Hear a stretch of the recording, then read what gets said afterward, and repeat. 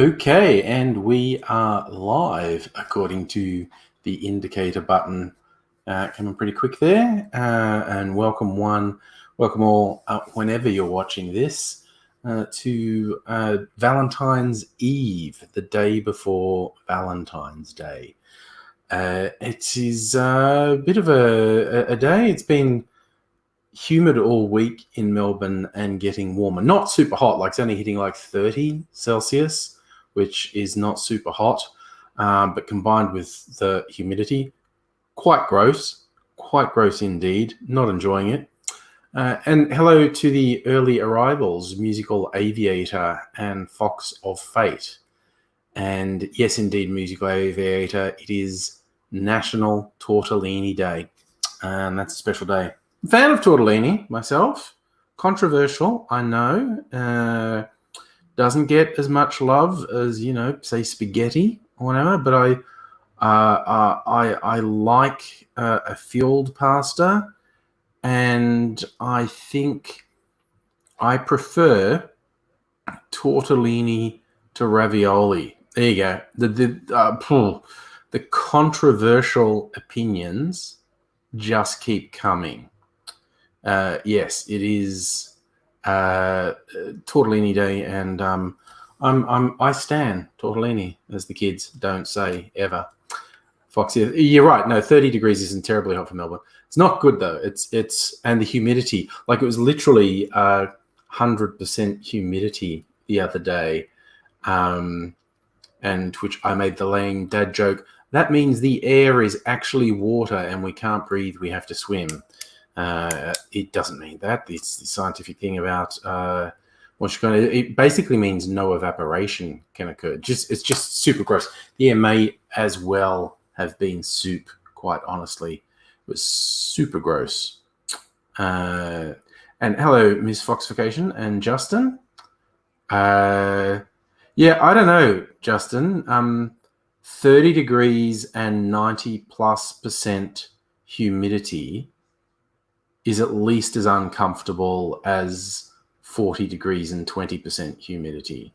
So particularly if you're walking anywhere, anything like walking around at lunchtime at work and just feel so gross.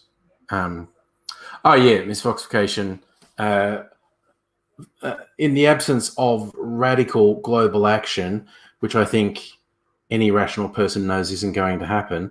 But yes, in the absence of radical global action, not just Melbourne, huge swaths of populated areas of Australia can expect to hit 50 Celsius in summer, which is actually not temperature that humans can survive.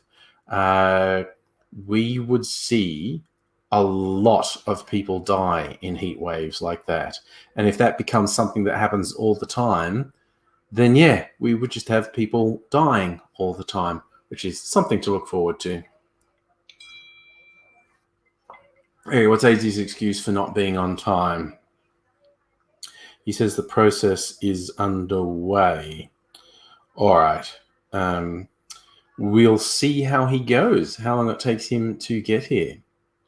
Justin, you prefer tropical heat. Well, I suppose there's something for everyone. I am not a fan of tropical heat. Well, humidity. And when you get the real tropics, where there's a constant smell of rotting, that's not right. If you're in a dirty place, like urban area that doesn't have great sanitation, it's a smell of constant rotting garbage, Manila springs to mind. But if you're in a much cleaner place, an almost identical smell of constant rotting vegetation. That's just the natural order of things. And Darwin springs to mind there. Darwin and Manila smell very similar for slightly different reasons. It's the humidity, it's the tropical humidity. Darwin, it's vegetation that's rotting. In Manila, it's rubbish that is rotting. I'm just looking at the new camera webcam is doing that, adjusting focus every time I move things. And I look way more washed out tonight. Now, I don't know if it's because the blind is open and there's all that extra light there. I don't really know yet how this camera responds. Let me have a look. I'm going to try something here. That make it worse? That makes it worse, yeah? Makes it worse? Yes, that definitely makes it worse. Cool. Cool. So the ring light on this, which is the reason I bought it, is completely fucking useless. I don't know. Maybe if I was sitting further away, the ring light would be a good thing, but I don't want to sit further away. Oh, so Justin, you lived in Singapore and Jakarta. Okay, yep, that's the tropics for sure. That's a good description of it, Miss Foxification. The sweet, rotten fruit aroma. If you're in a clean tropical area, the rotting vegetation smell. I don't know. I actually had trouble telling the difference. Darwin is a very stinky place, but it was a clean place. I think it was the vegetation that was rotting. That's what naturally happens in the tropics. But yes, Manila, which is a quite polluted city, it's garbage. They have the infamous huge garbage dump that impoverished people scavenge from. And you get that anything that you sometimes get in compost piles, where huge piles of garbage, and which is rotting and fermenting, but just by sheer weight, the pressure of the huge pile bearing down on itself causes spontaneous combustion. So you get these clouds of smoke rising up through fissures in the garbage piles. And it's super, super dangerous because it can turn into a fire and things can collapse. And it's just fucking garbage, which is dangerous. But desperate people will risk such things because they, there's no other way for them to subsist at all. So, that's an interesting observation, Justin. Yes. Oh, yeah, Singapore and Jakarta.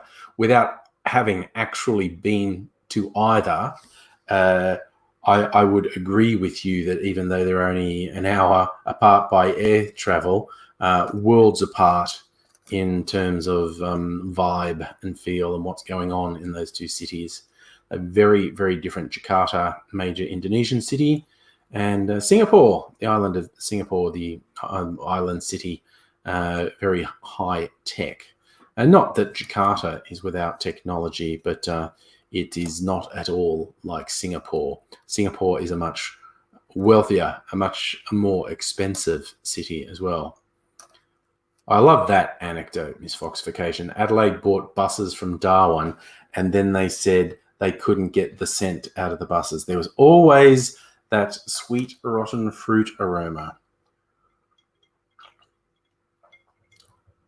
I just want to get a bunch of teenage boys with their Lynx body spray on it, and you would replace it with another grosser smell. At least the rotting vegetation is a natural smell. The weird chemically smell of the Lynx deodorants, not particularly a step up, quite honestly. Oh, and it looks like AIDSy might be just about ready to join us. I'll wait and see. Are you waving at me? You're really flared out. I can't see you. I'm going to bring you in. Hello. Bring me in, brother. Bring me in, angry. Make me this that you can. Yes, I'm really flared out. How about if I get Boss the House to turn off the big light? Boss the House, would you turn off the big light, please? Is that right? Because I'm really flared out. How am I now? Not that big a deal. Am I pretty? And now you're in the dark. Yes. You're illuminated by your laptop screen. We'll wait and see if your internet warms up. Well, actually, You're about one frame a about- second at the moment. That, is that a better lighting setup? Yeah, that's all Because I good. can make it cooler. Oh, you like it? No, You like that's it? good. You Where got you it. are now is fine. And good evening, All Stella. right, then I shall be in that. Stella, it will be. Because I'll move around a lot and yeah. you know, do that. Yeah. Don't worry too much about the movement. At the moment, I'm more worried about the rather shitty rate your internet is giving you. Visuals we can live with, but your vocals breaking up and lagging quite a bit. But maybe it'll warm up. It often does. Okay. I suppose I could just calmly speak nice and slowly until such time as I have warmed up. No, I don't think that helps. Although I want to test the lag because I think it's exceptionally bad, which is going to make a bunch of things impractical. So what I am going to do is count to 4, and when you hear me say 4, I want you to say 5. Okay? You got the strategy in mind? All right. Okay, so I'm starting out. So 1, 2, 3, 4. 5. Okay, that's like a 3-second lag. That's exceptionally bad. It basically makes conversation absolutely that unworkable. makes it almost impossible. Yeah. So I don't know. I've got to virtually anticipate your every sentence. Yeah. I don't know if there's anything we can do about it, but it's literally making conversation absolutely impossible, utterly unworkable. And your video keeps freezing completely. You're lucky if you've got 1 frame a second on the video. So I don't know if there is anything you can do at your end. Sorry? Let me try to reset. All right. Try like restarting whatever you think at your end, because it's just not working at the moment. Oh. System.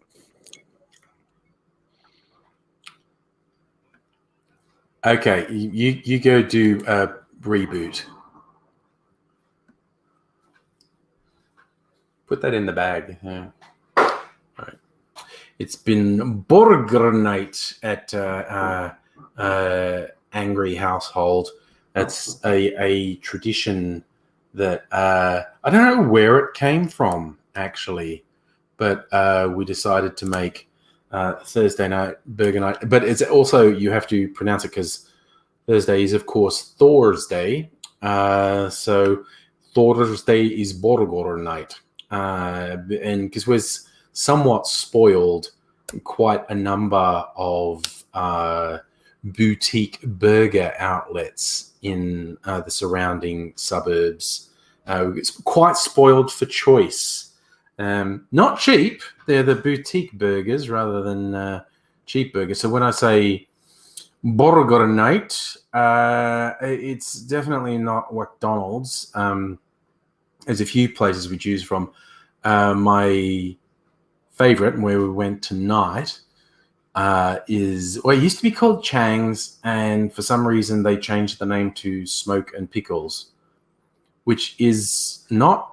I don't understand that as a name for a burger place. I don't really understand Chang's unless someone called Chang was running it, or it was a former place there called Chang's, and they kept the name. And I don't know why they dropped it, because they didn't really say why. They were Chang's for a while. And then they said, "Oh, we're Smoke," and it was the same people. There was no change in ownership, and we're Smoke and Pickles now. Okay, AZ is trying again. What are you doing there, buddy? How am I sounding now? Is that a bit better? I don't know yet. There was a very significant gap between when I asked you how you were and when you said anything. So I think the lag is still there. Let's do the 1, 2, 3, 4, 5 again. Okay. I'm going to do that and start again. 1, 2, 3, 4. 5. Yeah, it's as bad. This is like literally not going to work. It's not possible to have conversations with 3-second lags, 3-4-second lags. So it's untenable. Yes. So I don't know if there's anything else. Have a great night. All right. If you come up with a brainwave and want to try reconnecting, you know where I am, of course. But otherwise, we'll catch you later. All right. Cheers, buddy. Okay. Have a good one. Well, I know we're all in the chat blaming that on the NBN, and rightly so. The NBN is shit, but it's slightly complicated. And no, why did I say slightly? It's considerably complicated and worsened by the fact AZ is in there's an apartment building. He's actually a caretaker for a thing that's mainly student accommodation, and there's one internet connection for the whole place that splits among the apartments. So it only takes a couple people to be online at the same time for the internet to go to shit. Basically, the best he ever gets from there is pretty fucking ordinary.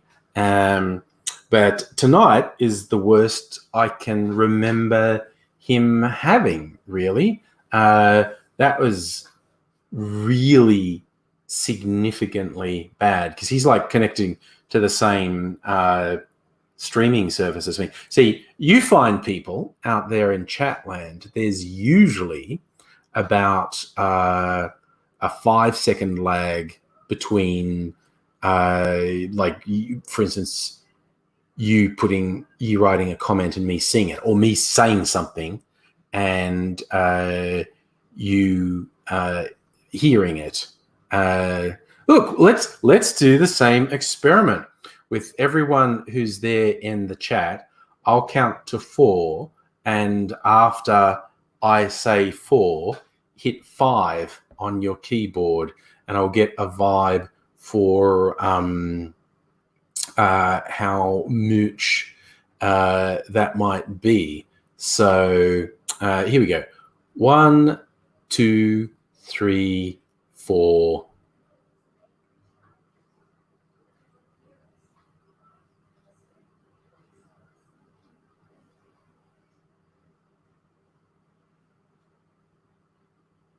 Okay, I don't know if no one's playing along. Okay, that's like a 20 fucking second lag. That is really bad. So the gap between when I said 4 and when I saw anyone hit 5 on the keyboard was 20 seconds. So I don't know if it's like a 10-second lag me to you, then a 10-second lag of you coming back. But okay, it's particular. Yeah, the YouTube, there's always going to be a lag because I'm not going directly through YouTube. I'm using StreamYard as a streaming service. So yes, there's normally, no matter how fast your internet connection is, there's a couple of seconds lag that YouTube puts in live streams. And I think using a service like StreamYard would add at least a second or two, regardless of the speed of the internet. So maybe my internet's really bad tonight as well. A 5-second lag would be expected. 20-second lag, very bad. Very, very bad. I did see the suggestion for AZ to get mobile broadband. See, Jeremy, that is a very good suggestion. It's just because AZ is in this apartment building, it could be a reception dead zone. It's a kind of building that's high risk from being a reception dead zone, and so you got to like pay up front for the mobile broadband service, but you don't get to test it out till you get home, and it might not work. Chelsea, you don't need to apologize for being late. It's okay that people arrive whenever they arrive, and go in and out. I don't take it personally if someone comes into a stream late. I don't take it personally if someone leaves before I'm finished. And speaking of which, hello, Feely and Sila. Nice to see you. I was telling you, you're still playing World of Warcraft. You get fairly good lag tonight. Oh, right, yeah, and then you got to worry about when the mining crew knocks off. All right, so there's one day shift hasn't gotten home, and the night shift has left home for work. So you're just in this perfect zone of no clogged bandwidth. That's pretty good. I get what you're saying there. It's a thing. Why am I so? This is just weird. It's the same lights as the other night, except I'm way more. My skin's way more flared out, and I don't understand why. It's a mystery. Let's see, when you start, always get the directions wrong. Starting to get dark outside. Oh, Jesus. That's a bit rough. Music elevator. Someone jumped in front of a train. Okay, AZ's having another attempt. Let's see how things are in AZ world. In the spirit of Australianism, I've tried something else. How's that going? I think it's way good. Let's do the 1, 2, 3, 4 thing again. So it's Okay. 1, 2, 3, 4, 5. See, okay, you're a magician because both the vision is better and the lag's down to about a second or so. Is my screen bright? Well, I haven't changed any settings, Miss Foxification. So actually, that's probably oh, you know what? Where's the control for that? I'm gonna display settings. Where's brightness? Brightness. If I put the brightness right down. See, now I can't tell because I've dimmed the screen so much. I think I'm less flared out now, but it's slightly hard to tell because I've dimmed the screen so much, and because I'm an old man and lack of contrast makes it harder for me. I can still read the chat though. I'm fine. You're mildly flared out on your forehead. 5 head. Well, I wasn't going to say wharf because I'm fast approaching Klingon territory myself. But my forehead's always been this big. Yeah, I know. I'm just a huge buffhead. Oh, fuck, that was casual, wasn't it? I'm sorry. That was just like fucking you big-headed fuck. I know what's going on there. Oh, yeah. You fucking burp fucking blue cheese. Anyway, still hasn't let that one go. Okay, fine. That's old hands in the channel. I did at the time. Oh, you really did let it go. You really did let it go. That's true. I was only thankful that I could get you to stop the car in time. I thought I'm going to hurl in this car and we're going to drive to where we were driving to Bathurst. Canberra. No, it was Canberra in the middle of fucking winter. It was Canberra in the middle of winter, but we were going from Canberra to Bathurst, and we were on the Burrawa turn off, and so we were 2.5 hours away. Yes, middle of nowhere, basically. Fuck. That would have stunk. I would have been the most unpopular kid in the world. Anyway, clearly we're back, and I am ready to talk about many things. I've been doing some research, Angry. Yes, that's what we like. Yeah, so we like a bit of that. And the research I did lead me into some knowledge. A fucking rabbit hole. of nothing. Yes. That's the bit that's really freakish. It's a Yeah. rabbit hole of nothing. Right. And I'll talk all about that. Yes, I Yeah. will. Actually, we'll do Yeah. that soon, won't we? Yeah. Yeah. Fucking Right. hell. Well, if We're you're just about running feeling up up to for it, time. Took me this long to get on. we haven't properly recorded something for a podcast in ages. In fact, I think I've only uploaded one podcast episode this year, which is really For shit going fuck's on. sake, Angry. Yeah, I know, right? So we are way overdue. So again, the regulars will understand what's going to happen now. We are going to keep talking. We won't be doing the usual saying hello to everyone and responding to most comments, because we're recording this for a podcast and that won't make sense to anyone who listens afterwards.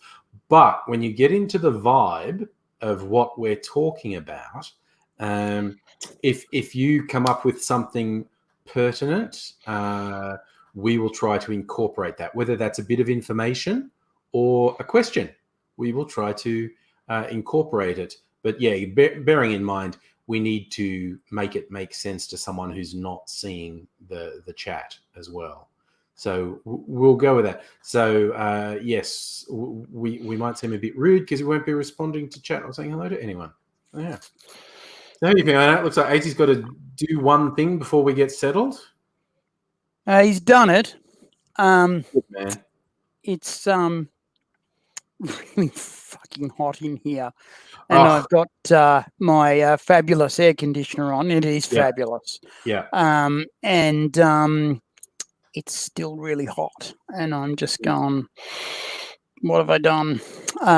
It's also very humid too, which is shocking because as soon as the air conditioning starts to drip, I've got to turn it off for a while. Humidity is terrible these last couple of days. I blame New Zealand. Fair. But then I blame New Zealand for many things. Again, I blame it for Maoris. I blame New Zealand for Aotearoa. I blame New Zealand for making a name like Whakaharita. And I fucking got that right. Nice. It's the place of the boiling mud. Yeah. And I did know the name for Mount Cook, but I don't anymore. I was reading Jared Diamond's book, Guns, Germs, and Steel, and he's comparing different cultures around the world, and he's basically posing the question, why did things happen in one place and not another? Why did certain technological changes happen in one place?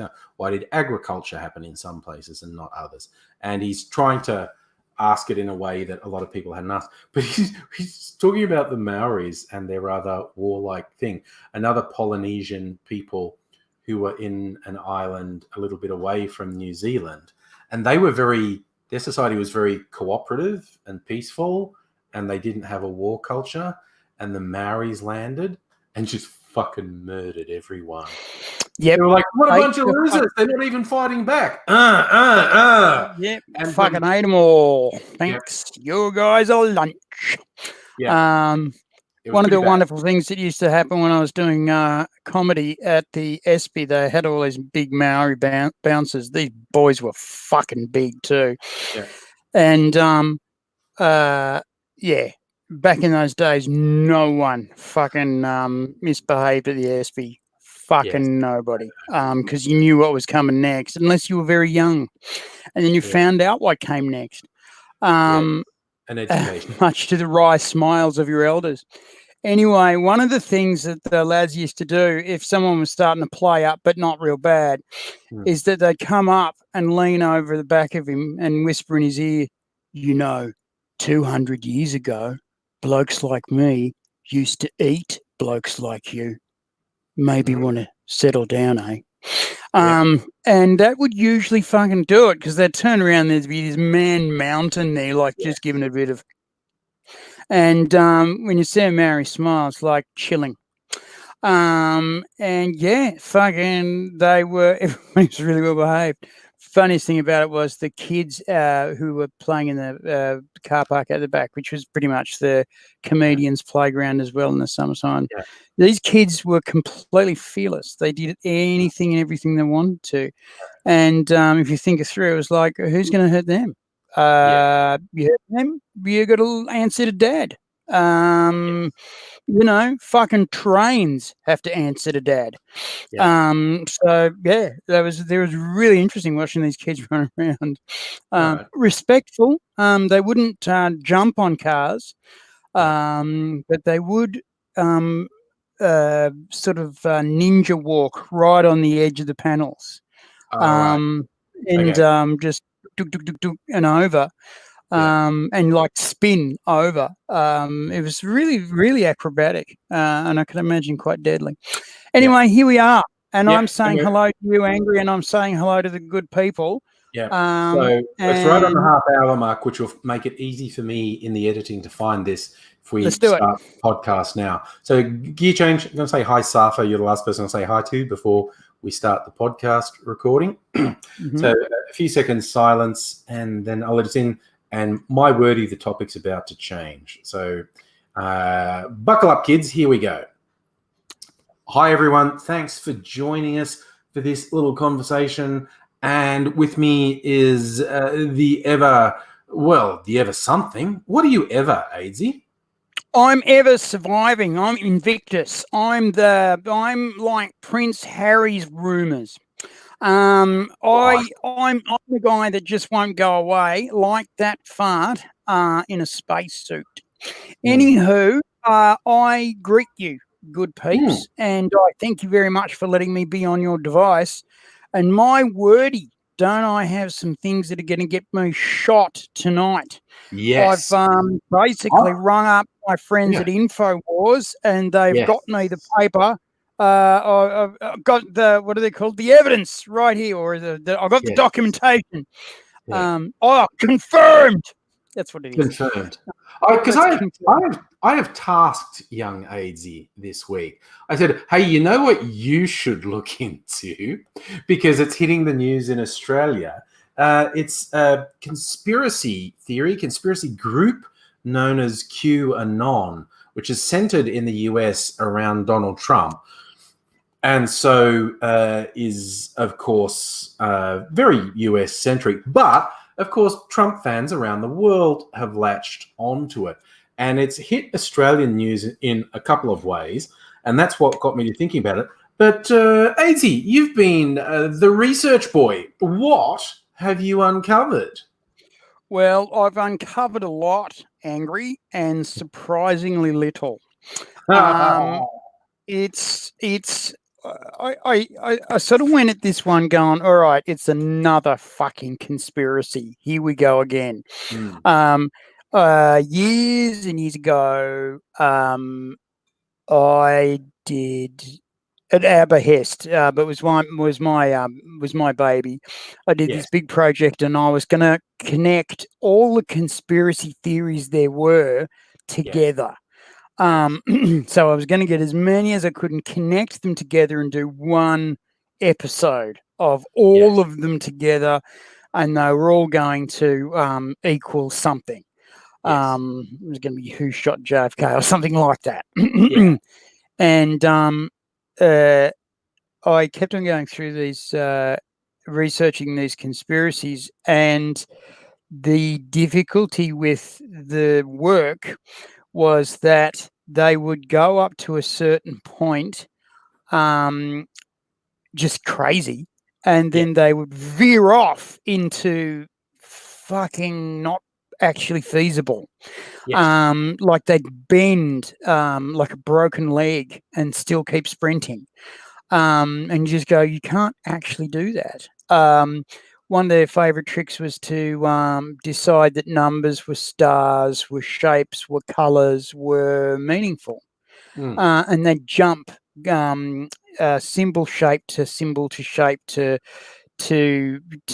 well, numbers are shapes, and bloody events are symbols. So they do this jumping around, right? And it'd be bullshit. straight away. You could go, this is bullshit. It's going nowhere. And I believe a whole bunch of freaky fucking things. If you really sat me down and put the right drugs into me, you'd hear some very strange shit coming out of my head.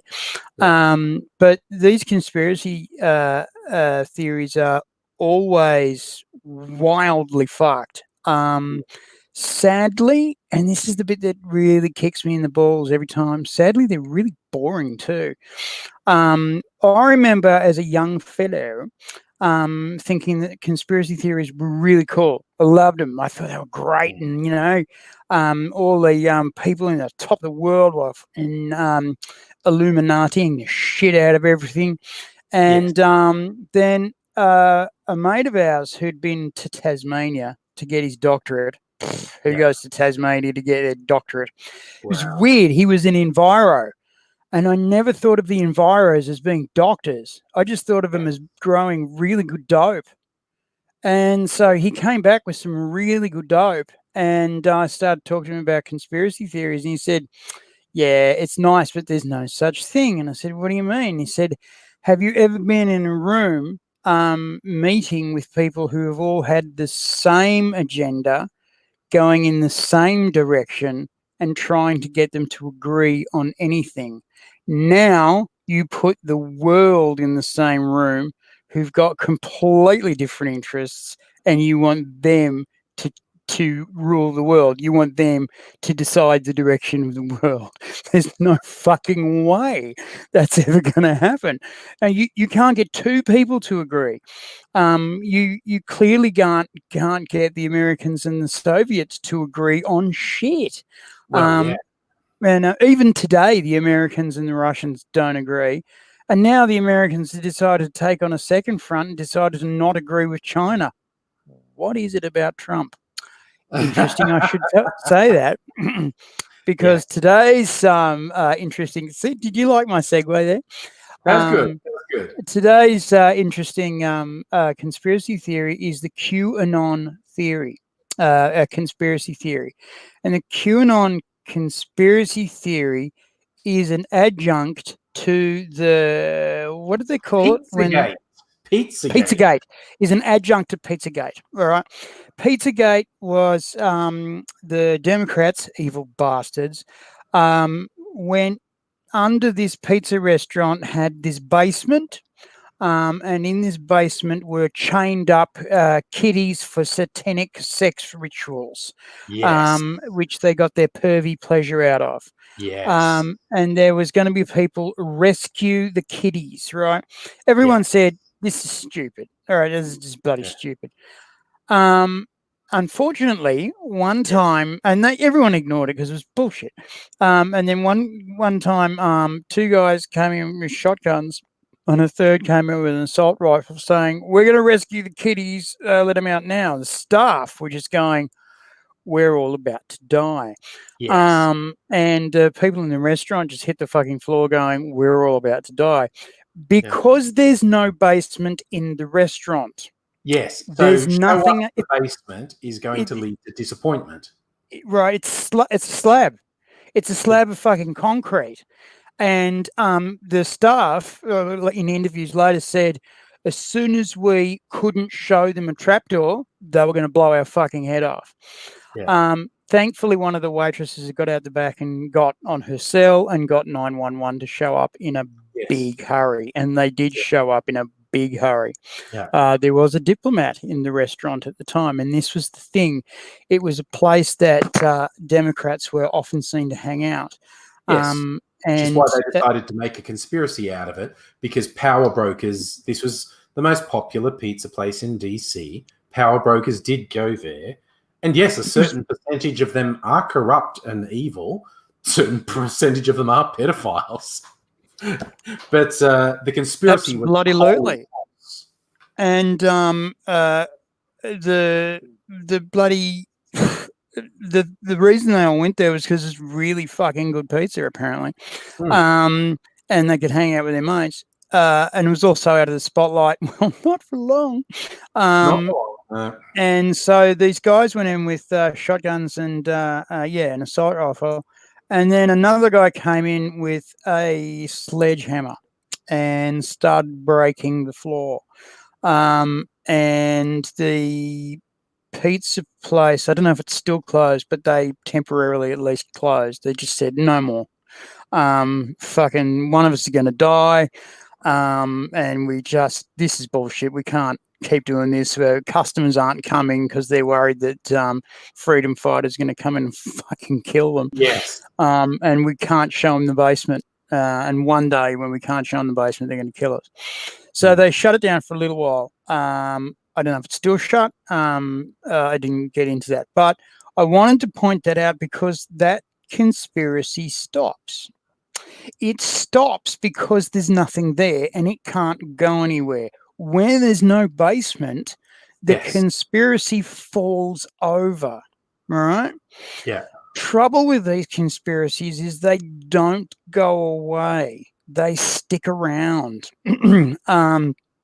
And they stick around for the worst reasons. At some point, I'll be getting on to 9/11, so everyone just get ready for that. Yeah, brace yourselves. It's a grave. Several thousand people died there, and it's a really full on thing to talk about because people are saying, "Oh, it's bloody this and bloody that." No, several thousand people died. So have a bit of fucking respect for the dead fuckstone. Anyway, this conspiracy can't go anywhere because there's no basement. But what it can do is it can fire up the imagination of your anti-Democrat and go, well, if it's not that basement, it's another one. Yes. And so that's what's happened. Somebody on 8chan, I shit you not, I've been through this. Someone on 8chan very intricately put together this Q club and very intricately made it such that that this satanic pedophile ring was back. Or no, they'd never gone away. And they were always at the Q club and they were just looking at the wrong basement. Right? It's on 8chan. It's clearly fiction, right? Yes. Then trolling.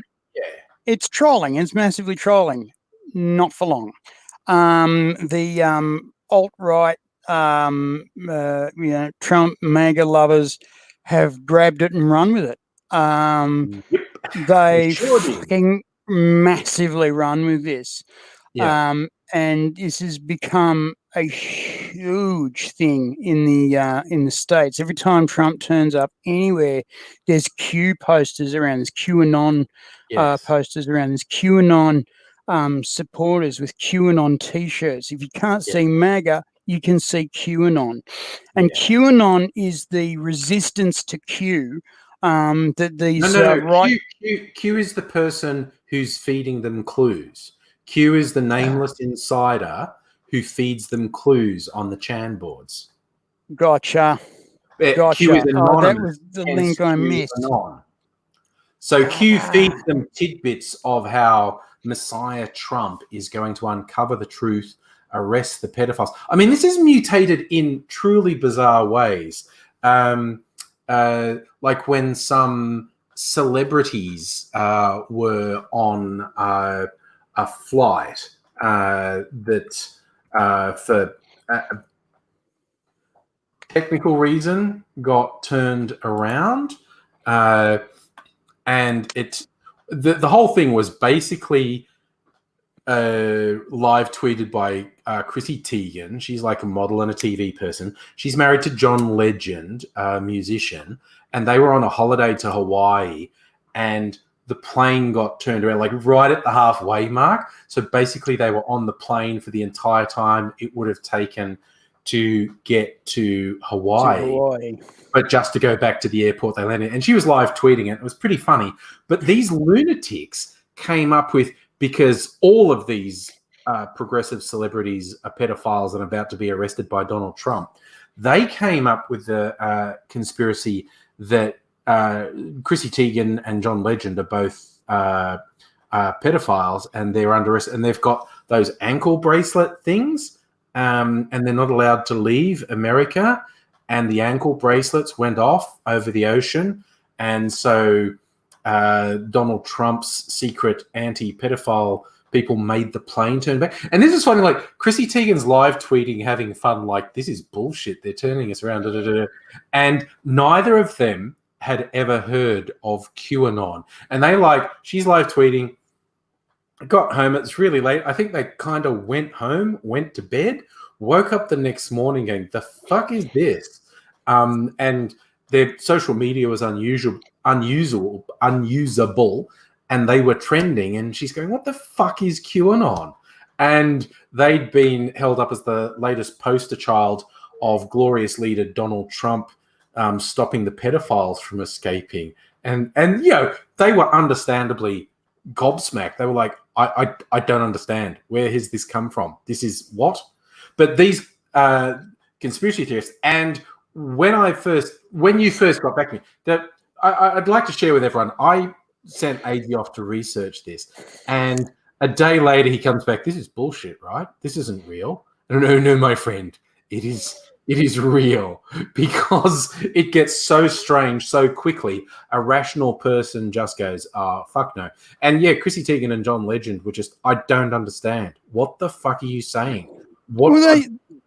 They had the reaction of a normal person. To look at this and go, because it is the moment. Okay, think on this. We are Australians. We are culturally and distance-wise very far away from this happening, and so we have the comfort of 2 steps back. And so from 2 steps back, we can look at it and go, "What the fuck have you done there with that? Why did you paint that there? That's dumb." And it's easy for us to go, you're being had, guys. But then it's sorry, I don't know if you did that on purpose, but the fact you brought this around to Australia is pretty much perfect, because this is why I got AZ to look it up. Because yes, the overwhelming 99% of Australia is just going to go, you would have to be a fucking idiot to believe this.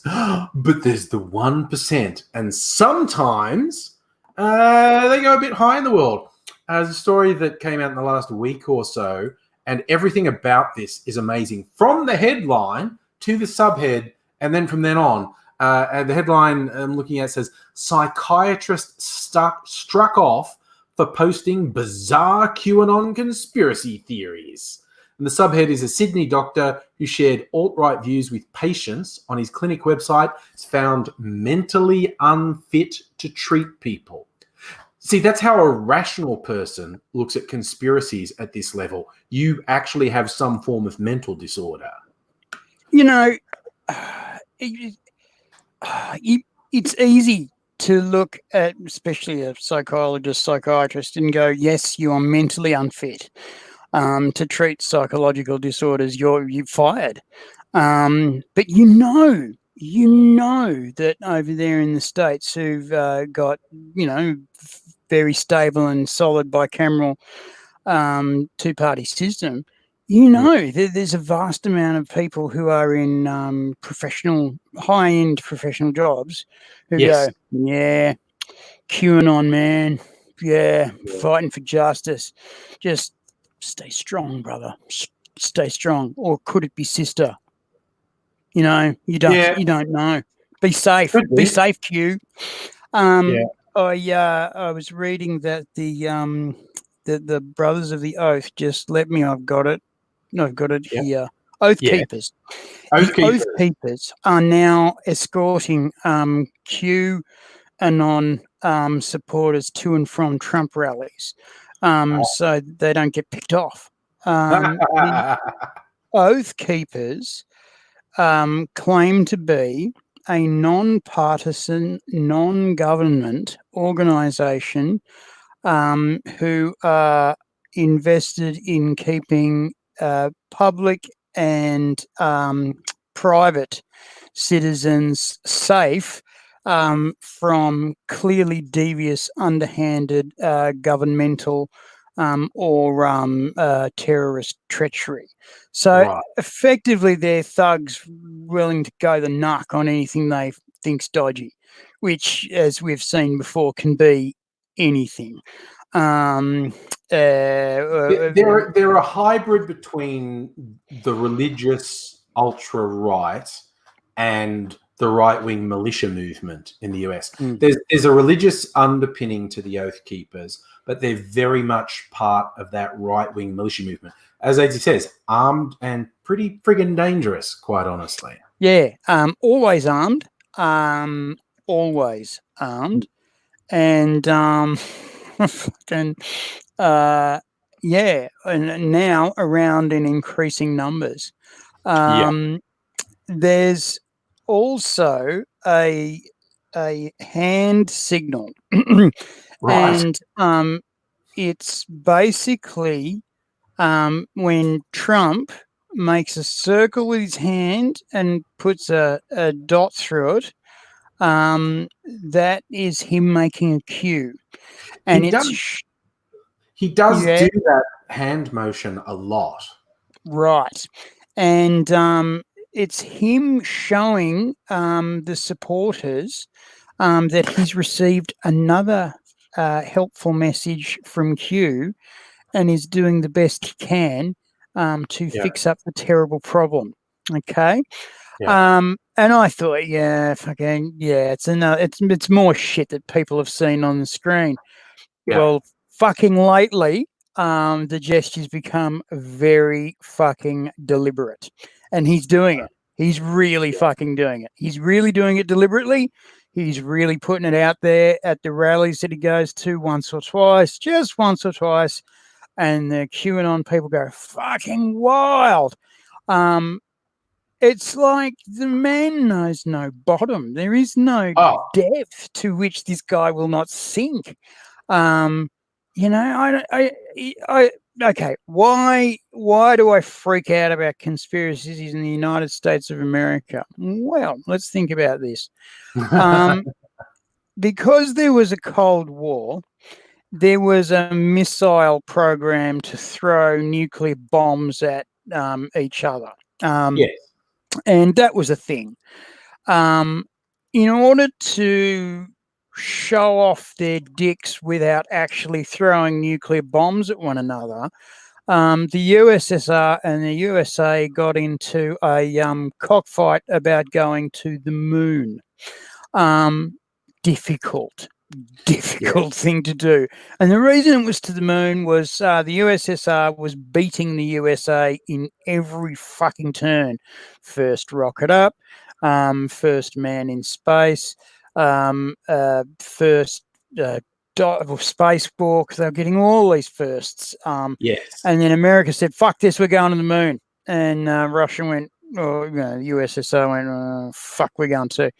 And they basically then had to bolt. They had 10 years to do it, and they had to bolt to get everything ready and get it on the moon. Now, big deal, we say. What a boondoggle, we say.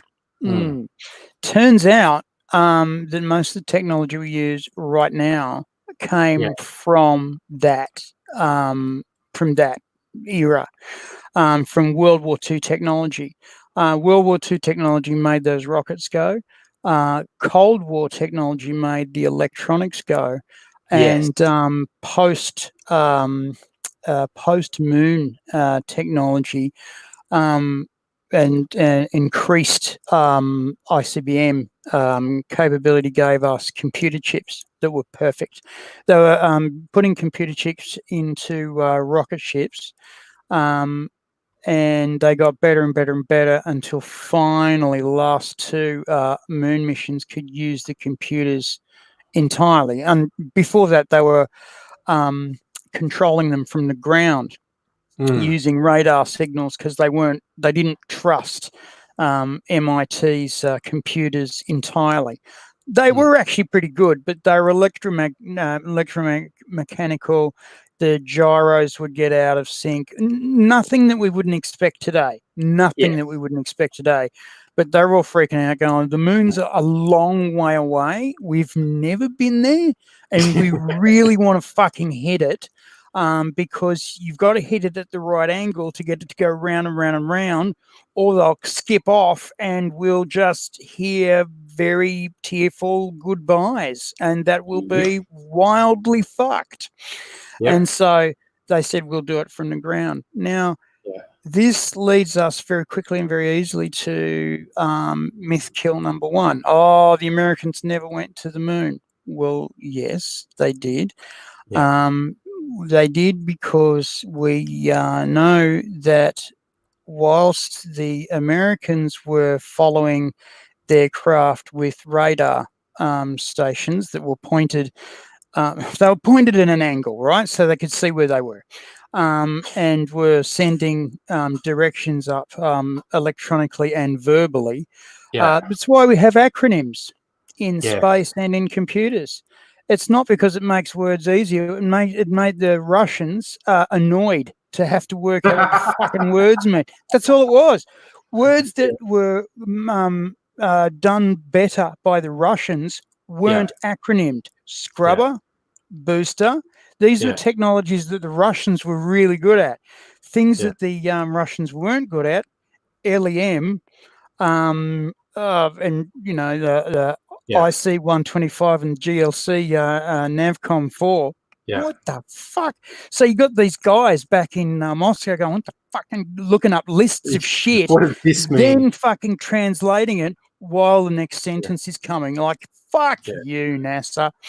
But anyway, Russia and China trained their radars onto the Apollo capsules to make sure they weren't lying.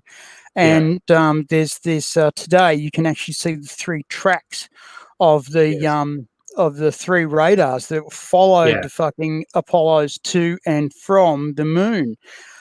There was this really lovely story of Apollo 14 was going out to the moon, and the Americans lost it. They lost it. It was just gone, and they were going, fuck. There's this whole office spacecraft that we own. It's got USA on it. If you've seen it, the driver's a close personal friend of mine, and it costs $40 billion. Can you give me a call? And the Russians called up and said, we don't see your track. We know that the Apollo should be around here. We don't see your track. Have you had a power out? And the Russians straight away fucking phoned up and said, dude, do you need a hand? And the Americans reacquired and went, yes, your information was perfectly right. Thank you so very much for your call. And that was it. Isn't it weird? At the height of the Cold War, with all the tensions, with all the competition, and the Russians weren't shy about rewriting history. They weren't shy about changing their own history. They weren't shy about claiming stuff for Russia that was nothing to do with Russia. You know, Stalin was very good at making unpersons. And all this sort of stuff. But no one was cynical enough to just go public and say, the Americans never actually went to the moon. We had radar and there was nothing there. No one was cynical enough to think the public was stupid enough to believe that.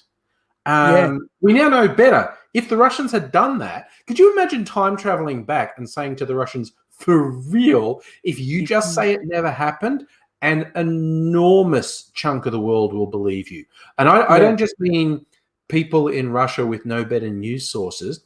I mean probably close to 50% of the United States would believe you that it didn't happen. And you could completely undermine. But it's almost like that was such a naive time that nobody thought that people were that stupid that they would believe a conspiracy that outrageous.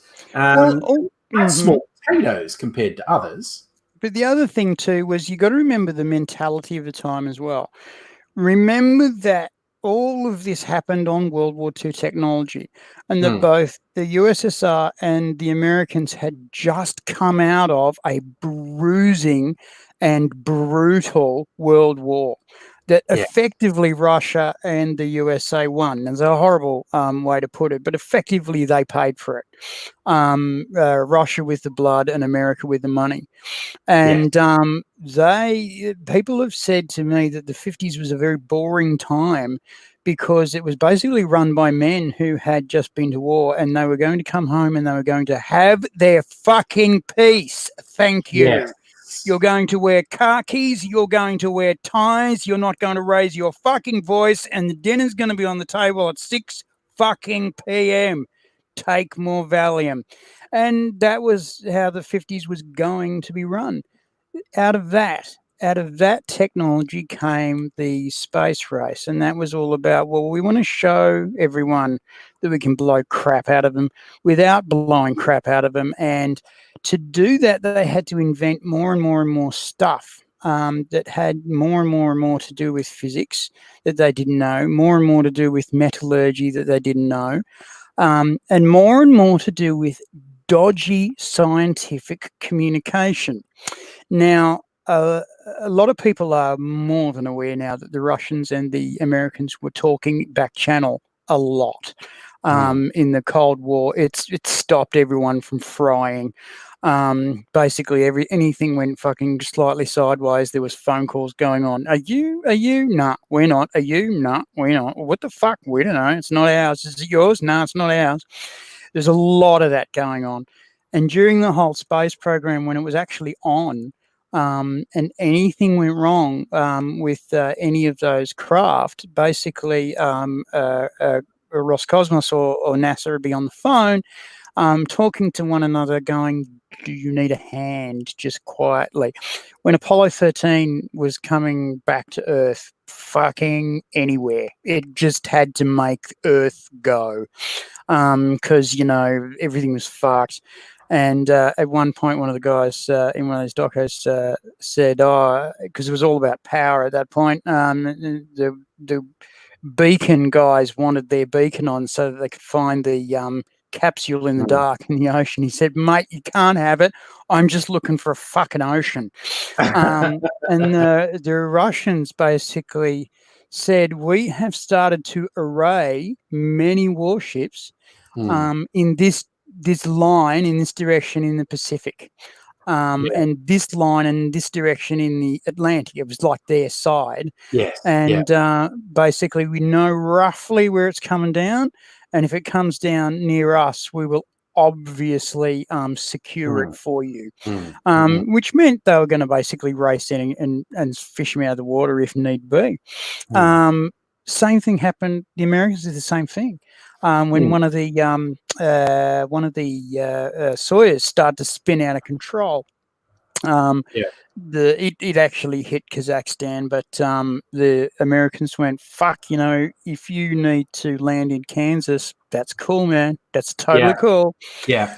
And in fact, on the back of each Soyuz is the instructions of taking off the hatch and helping out the cosmonauts. It's written in Russian, but it's also written in English. There's pictures on how to do it. It's fucking, I don't care where it lands. If you can help the guys inside, just fucking get them out, will you please? Oh, and don't stand in front of the rockets. They might still have fuels in and it could be burny. So there was all this going on, and the technology that we got out of it was spectacular. We started to get metallurgy happening like we've never had before. The Russians and the Americans swapped metallurgical secrets. The Russians have been the best metallurgists in the world for fucking decades. They are amazing what they can do with metal. Yes.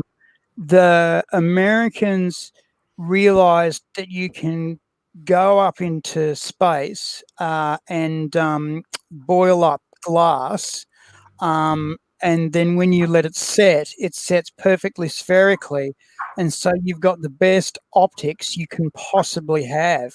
So you chop a couple of those in half and you put them in spy satellites. Nice to know. Probably make cool ice too. Make perfect spheres of ice out there in space. It could too, couldn't it? Just imagining the people on the International Space Station having really swish cocktail parties. Yeah, I say that I'm letting AZ talk there while I prepare to mix a cocktail, because I just like to do that when we're talking. Well, you should. But the reason I went on all about that was that we know that those moon landings happened. We know that. And Yes. all the fucking tech that we use today, all of it. Look at me. I'm wearing a headset with a microphone on it that's Yeah. plugged into a computer that's going Wi-Fi to the computer. It's not even bothering to talk to the internet. It's just talking to a radio that's plugged into a power socket in my house, a power socket that is then going through the house to the modem that is going and doing more fucking radio getting from, you know what I mean? It's all this radio transmission that's we know about how to do now, and we can wrap this shit around the world. Because we've got satellites and we know how to do that. One of the reasons we have satellites is because it was really fucking inconvenient to try and get signals from spacecraft going around the world. Because as soon as you get out of your land bases, you're fucked. You've got to have ships in the ocean with big radars on them. A, expensive, and B, have you ever tried to keep a ship in the same spot? Very difficult to do. Things move around. In the ocean is tricky, especially in the Pacific. Big Pacific, little ship. So they worked out that satellites could get you a signal right around the world. That helps you. They worked out that you can have communications that were way faster if you bounced them through glass. They worked out all of this technology basically through the space program that we use and monetarily use today. I will continue. Please tell us all about your cocktail. Now, I, keeping in the spirit of our conversation this evening, I thought there must be a cocktail named something to do with conspiracy. And if you can believe it, I actually found there's a couple of cocktails go under the name of conspiracy or conspiracy theory. And I've made one. I've never made this particular cocktail before. So I'm about to do a taste test with you fine people along for the ride to find out if this is any good. This cocktail, the conspiracy theory, has Scotch whiskey, 1.5 ounces for those who maybe want to play along at home. Amaro, which is a bitter Italian liqueur, 3/4 ounce of Amaro. There are lots of different sorts of Amaro, so you could lots of different sorts of scotches for that matter. So you could make a lot of variations of this drink. And I've also put 1/2 ounce of blood orange liqueur. The recipe I found said apricot liqueur. I don't actually have any apricot liqueur, but I have other fruit liqueurs. And of my various fruit liqueurs, I decided to go with blood orange because I like that. And 1/2 ounce of lemon juice. And that all goes together to form the conspiracy theory, which I am now going to have a little taste of. And, it's a feisty little number. Oh, and there comes the scotch right at the end of it as well. Oh, my word. But that actually feels hot. I don't know what combination of the beverages in there is making it, but that actually tastes a little bit spicy, quite honestly. It might be the Amaro combined with the Scotch. I don't know. It's just and it's got the it's got the bitter edge from the Amaro and tartness from lemon juice. Honestly, not my favorite. Not my favorite. I am going to cheat a little bit. I'm going to put just a tiny bit of sweetener in there. And because, you got to improvise in this world as far as I'm concerned. And of course, there's an enormous number of things you can use as sweeteners, from sugar to honey, sugar syrup, make your own sugar syrup. I'm actually using agave syrup, which I think is intended for cooking. But it kind of tastes like golden syrup and is pretty good as a sweetener in cocktails, quite honestly.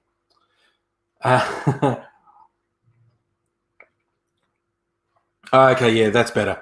That's taken the edge off it a bit. Still not my favorite. I have favorites, but so conspiracy theory. I want to bring it back to Australia for a couple of reasons. I want to tell you some more about that. Now, AZ's laid the ground of conspiracy theories are generally ridiculous because you can disprove them. This Australian psychiatrist who was struck off for pushing QAnon theories through his medical practice. And of course, being a psychiatrist, he was treating people who were potentially much more vulnerable to paranoid theories. And that was what he did. But what was interesting is his blog with these conspiracy posts was only uncovered after he submitted a detailed complaint to the Australian Health Practitioner Regulation Agency, where he alleged an affair between his wife and a colleague. And then the colleague working at the same practice complained the information had been inappropriately shared with her as well. The New South Wales Medical Council began to look into the psychiatrist's well-being. And so this is a little bit of an insight into exactly how unbalanced latching onto conspiracies can make you. During the actual hearing into his mental state, this guy McGregor, he told the medical council if they had, quote, any understanding of politics, you would understand beliefs are actually put on the blog are actually the directives from President Trump. And to me, the real topper that absolutely highlights this guy was definitely having not a good day mental health wise when the council chair called to tell him that his registration had actually been suspended. Now, he's gone through a hearing. They've assessed his mental state. They've gone, not good at all. And these are the people with complete control over the duration of his suspension, whether it becomes permanent and all these sorts of things. And the chair of this council calls and says, yeah, we have decided to suspend your registration. He handled it absolutely perfectly by calling her, quote, filthy, dirty, fucking left-wing slut. Wow. So... Wow. Okay. I think it's reasonable to think this psychiatrist wasn't always paranoid and hadn't always been this far out there. But I've seen people sort of fall down this rabbit hole. It starts off with, oh, geez, there were some suspicious things about 9/11, wasn't there? And it cascades, and they end up saying the most ridiculous things that are actually trivially easy to disprove. But every time you disprove it, they dig their heels in harder and go, oh, you're part of the conspiracy. You're part of the conspiracy. And that's always their answer. When you shoot down their idiocy, they just say you're part of the conspiracy. So, yeah. Can you hear me, Angry? I can, my friend. Can you even see me? Yes. And people who watch this on YouTube will be able to see you. People who listen to the podcast will just be able to feel you in their soul and in their special places, I think. I know that they will, because I've touched them in their soul and their special places. Yes. It's kind of warm and velvety. Anyway, onwards and upwards. Onwards and upwards indeed. Basically, I'm going to tell you a story about that later too. When the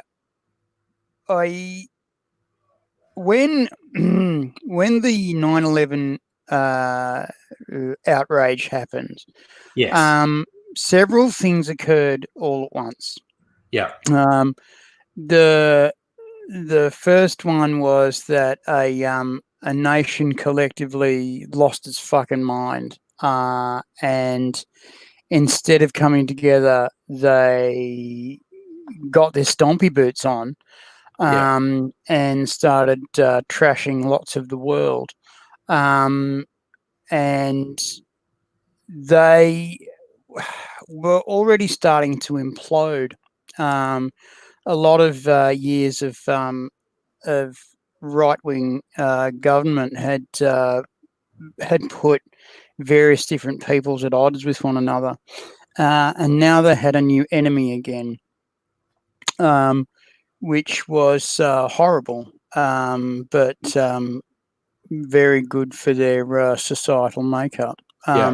However, we are now paying the price today, because it has allowed groups of people to say it's okay to be superior and different.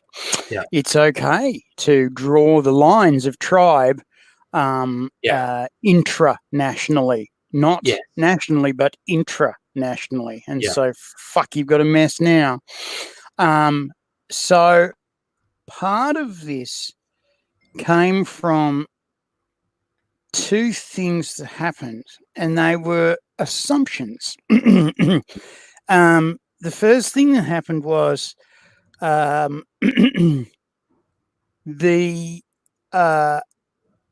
terrorists didn't do these terrible plane hijackings and run them into buildings.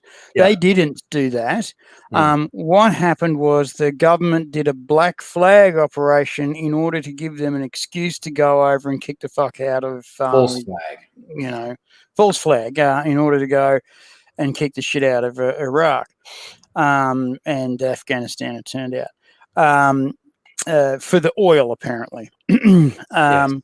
Now, what always stunned me was I kept on saying to people, America has never needed an excuse to go fucking anywhere and kick the shit out of it. They just go.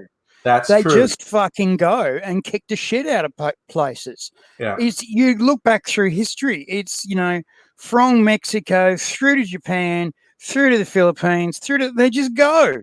And go, you either have something I want or you're doing something I don't like, smash.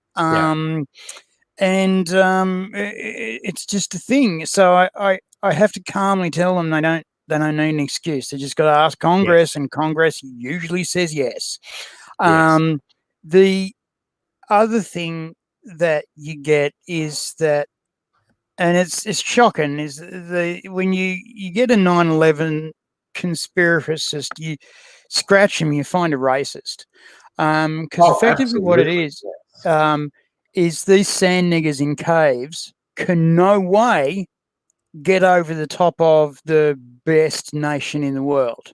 There's no way that these Untermensch can fucking get one over on us. There's no way they could attack us worse than Pearl Harbor. There's no fucking way that could happen.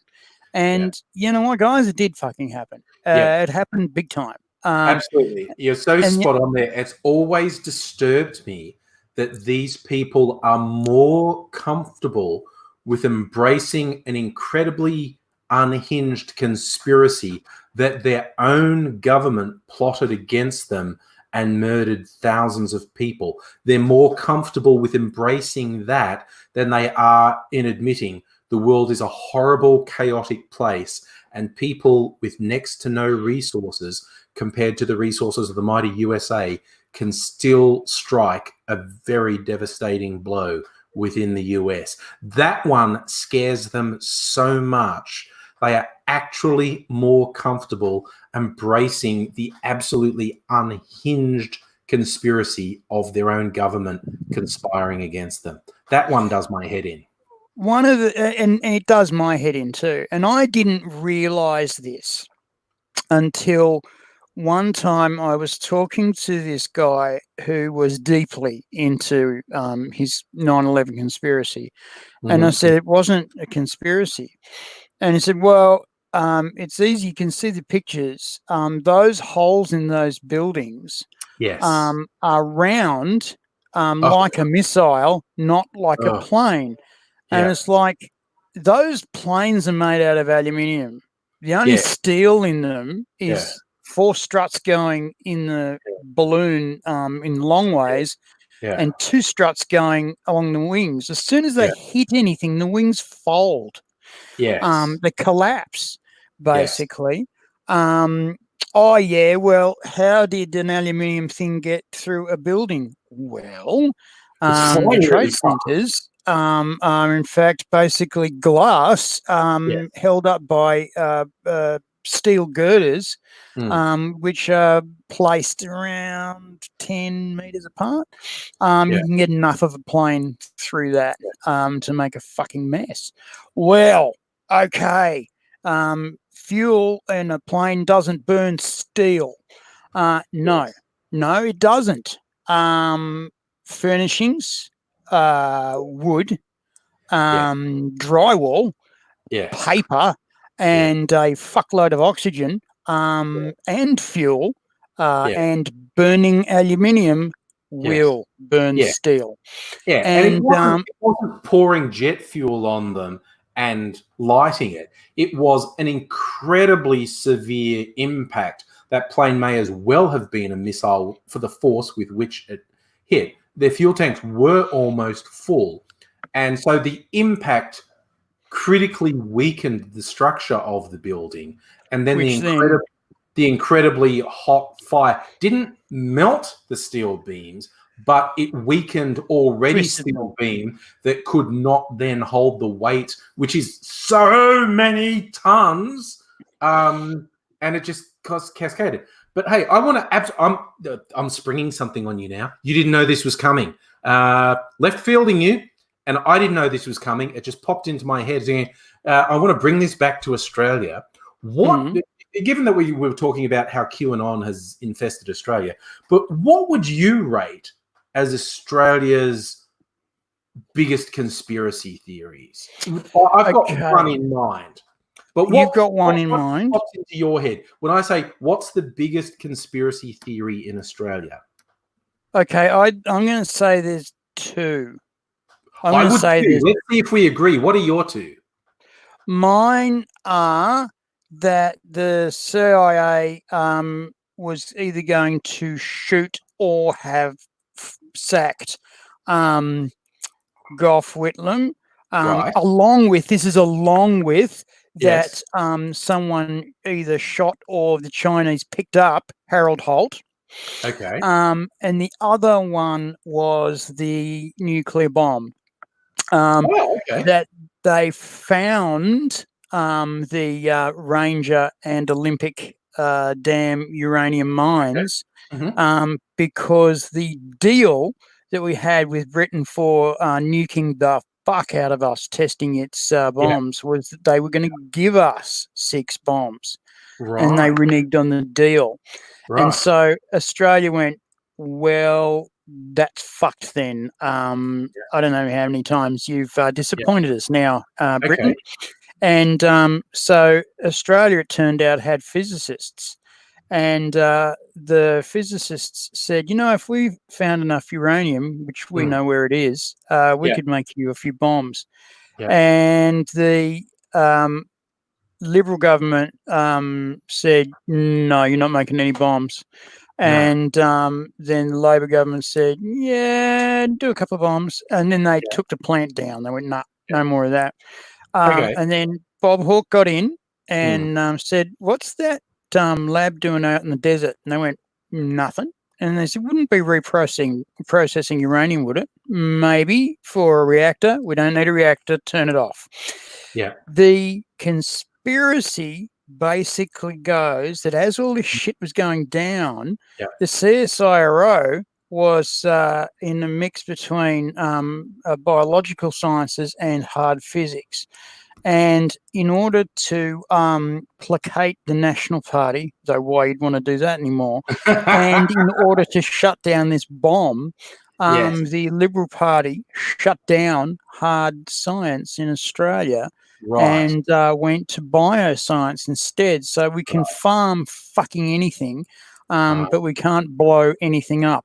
Turns out that's not quite true either. But that's the two conspiracies that I've got. We have a 50% crossover because my big two, Harold Holt, for those who don't know, serving Australian Prime Minister who went for a swim and disappeared, which sounds weird until you see the area where he went swimming and just went, he's a fucking idiot. He got sucked out to sea and you'll never see him. he got sucked out. He went Yeah. to rip and went. But I don't even regard CIA involvement in the Whitlam sacking as a conspiracy theory. It was a conspiracy. The CIA were actively involved in undermining the Whitlam government. That's documented. They were never going to shoot him. They were never going to fucking shoot him. No, but they were just going to undermine the thing because they didn't like what the unions were doing. Here's my number one Australian conspiracy, and I'm going to read you some stuff that will fuck you up. The Hilton bombing. You remember the Hilton bombing? For those who don't know, the Sydney Hilton Hotel, where the Commonwealth Heads of Government meeting was being held in 1978, a bomb went off outside it. It was assumed to be politically motivated, aimed at attendees of the Commonwealth Heads of Government, and aggressive religious sect called Ananda Marga was blamed for it. 3 people were prosecuted. Notoriously dodgy prosecutions with really shitty police informants were used against them and ended up being acquitted. I think the establishment still thinks it was Ananda Marga who did it, but here's the bits that add up to the conspiracy. There was a continuous police presence outside the building since the morning prior to the explosion, which would make it super fucking hard to plant a bomb. The bomb went off. It was in a garbage bin. The bin was lifted up by a garbage truck, and when the compactor in the garbage truck crushed the contents, the bomb detonated. Killed some garbage people and 1 cop, I think, and a few other people injured. So the driver of the garbage truck has stated the bins would normally be emptied several times a day, but police had prevented 3 earlier trucks from emptying the bin that contained the bomb, even though it was overflowing with rubbish. Why? Who knows? That garbage bin had not been searched for bombs, and that's a high priority specified in the New South Wales police regulations. Army dog handler Keith Burley said his dogs could smell very small quantities of explosives and were expected to be used for the event, but he was called off a few days later. He expected to have his bomb dogs in the area, and a few days prior they said, "We don't need you." The entire truck and all bomb fragments were dumped immediately afterwards at an unrecorded location, which of course prevented forensic evidence from being analysed. There's a guy who provided a statutory declaration that an army officer had admitted planting the bomb by switching. But people can just lie, so I don't put a lot of faith in that.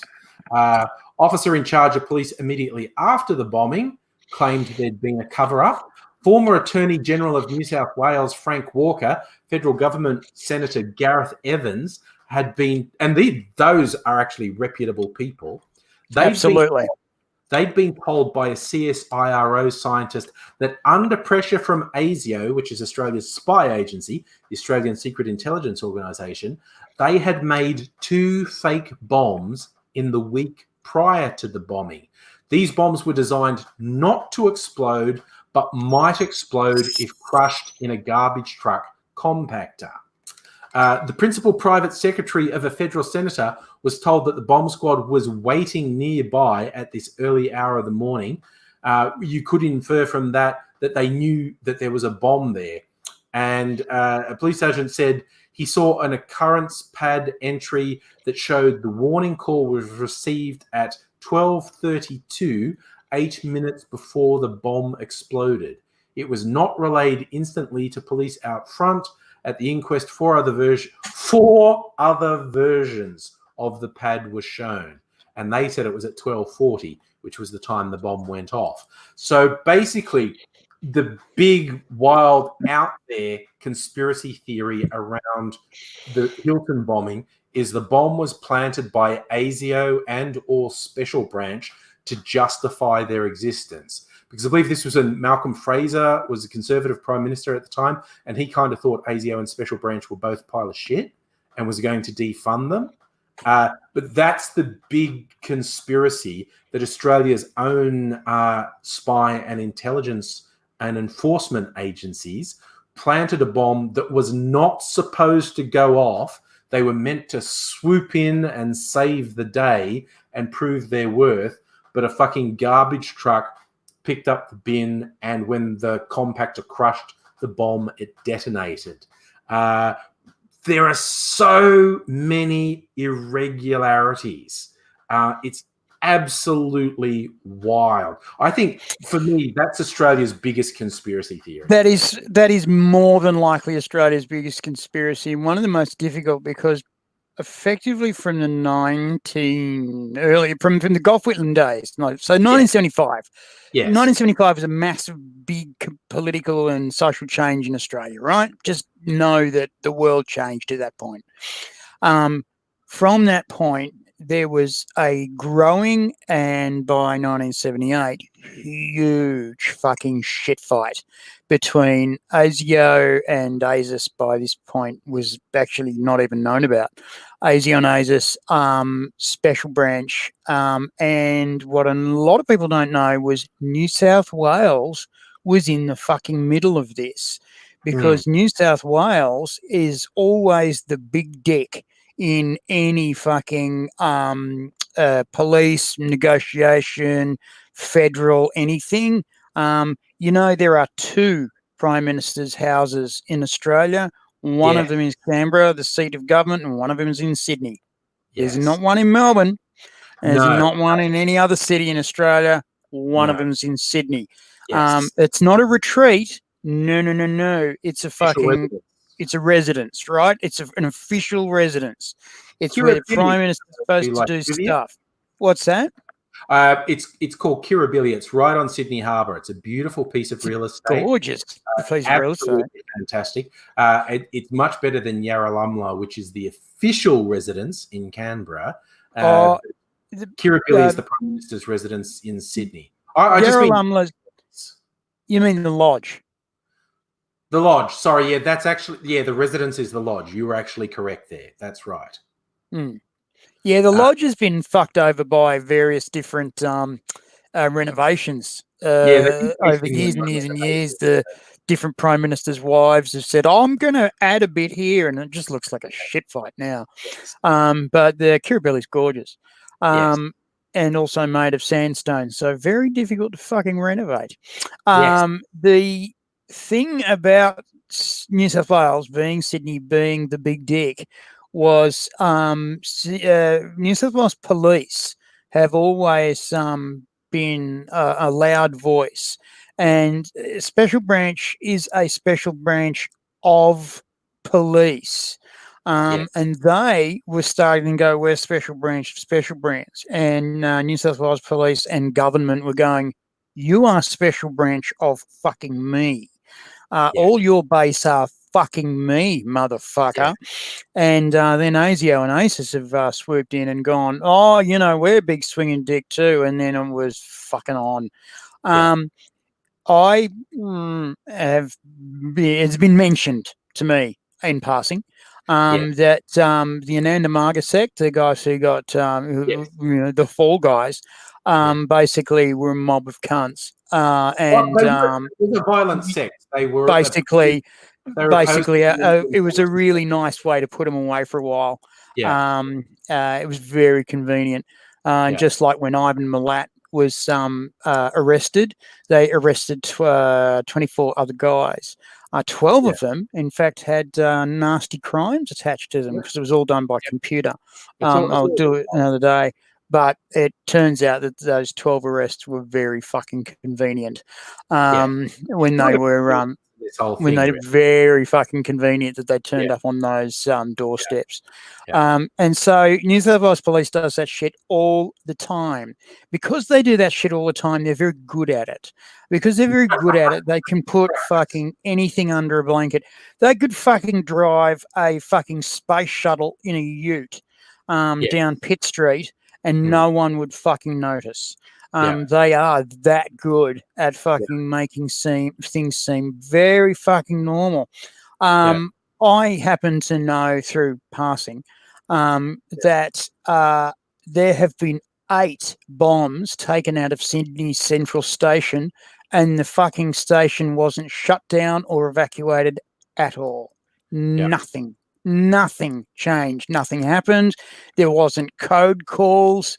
There was none of that. There was, bomb squad who is stationed there permanently. Just went in, cut them out, gave them to the army, and then went back and had coffee and watched a video. Because that's what they do. A conspiracy for another time. I think we might leave our conspiracy talk just for now, because we didn't even get on to how Prime Minister Scott Morrison has a mate who is literally the most prominent QAnon conspiracy proponent in Australia, and how his wife is actually on the Prime Minister's staff, and they have barbecues at the Prime Minister's house. So our Prime Minister, who belongs to a fucking death cult evangelical end days religion, also has a QAnon guy in his ear. So that's a fun topic for another time, mayhap. But I will thank anyone and everyone who's listening to the podcast. Thank you for spending this hour with us. I really hope, appreciate it. Yeah. I hope you got weirded out, because it was pretty weird topics that we were going on. And if you're not already subscribe to the podcast. Maybe on whatever platform you listen to it on. Give us a 5-star rating. Leave a nice review that we cover all sorts of weird things. And yeah, if you're so enthralled, you can find me as Angry Aussie on all the socials. Just search Facebook, Twitter, YouTube for Angry Aussie if you're not already aware of me. Love to hear from you. We do a lot of stuff. And so a quick bit of triv for next time we're on. Yes. Ask me about fire, steel, and the protective coatings on the steel structures of the World Trade Center, and I'll tell you a very interesting story. I've seen. So thank you very much for having us on your device. You rock. You're really good. Please subscribe to Angry. He's great. That feels like it should be like one of those badges that they have at networking sessions. Like, hi, I'm AIDSy. Ask me about steel fire and the coating of the girders in the World Trade Center. It's like that would start some very interesting conversations. We've got to do another Ask AIDSy anything one night.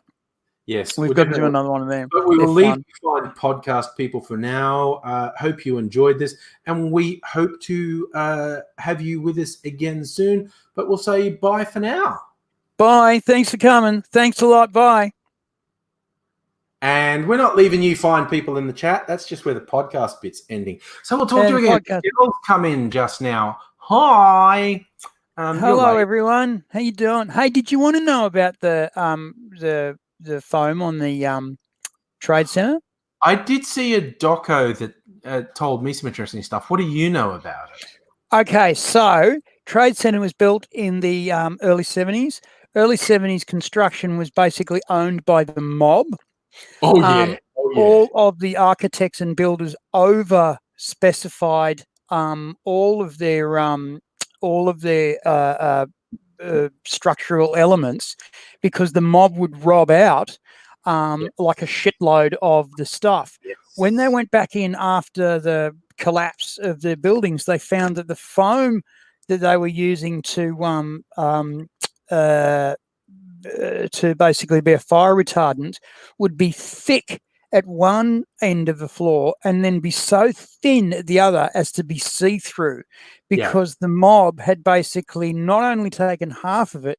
What they used to do is they used to go 3/4 over what needed to be, because they expected the mob to steal half. Anyway, not only had the mob stolen half of this expensive stuff, they'd stolen almost 80% of it. So there was almost no fire retardant on most of the upper parts of those buildings. And all through the World Trade Center, they have found bits and pieces that have been corners cut. There's been dodgy joints, and you find like stuff like that in every building in the world. But this was so widespread that the mob had basically stolen half that fucking building. And 30 years, 20 years later, boom, that fucking building had no chance. The other one that pisses me off is when people say, oh, there's only one fucking shot of a plane going up the river to hit the fucking Pentagon. It's like, well, really, do you think that the Pentagon wants to show you where all their fucking security cameras are? Maybe they don't. Maybe they don't want to do that. Yeah. Anyway, fuck. So yeah, people keep on telling me it's a missile as well, and I kept on going, well, fucking about a gazillion people saw the plane flying up the fucking river. Oh yeah, but they were all government employees. These would be the same government employees that were fucking NASA people. Yes. That's what's going on here. Of course it is. I love that, actually. Moon landings didn't happen. So 400,000 people were all lying, every single one of them. It's so stupid. It's so stupid that so many people could keep a conspiracy quiet. It's absolutely farcical. Oh, yeah, it's farcical indeed. And, of course, you know, people go to me, well, you know, there is that one thing, AZ, and what's that? Where did that big fucking rocket go? Because there was a lot of it. It was really loud, and it went away. Fucking, you know what I mean? You know, didn't land anywhere. Just went away. Yeah. And I seen this great comedy sketch once about this Illuminati type people organizing a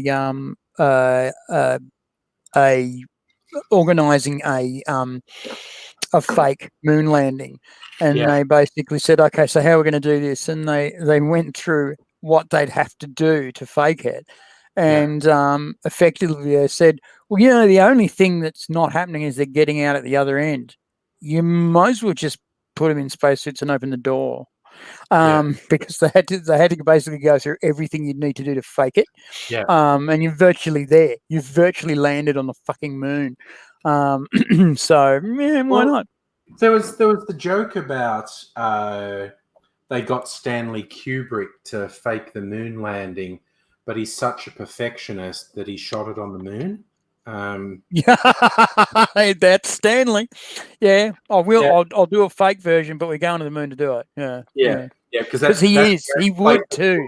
He's just like that. Yeah. He's an odd fish, the old Stanley Kubrick. Mm. So you can probably tell I'm mixing another drink. I found one in a section of my little cocktail Bible there, a section called Drinks of the Gods. Mm. And it's called a coin toss, but I'll explain it to you when I mix it. I think this might be a good one. It's all booze. There's nothing that's not booze in it, and it's got lots of. I'm improvising a little bit. That's fair enough. Improvisation is always a good thing, dude.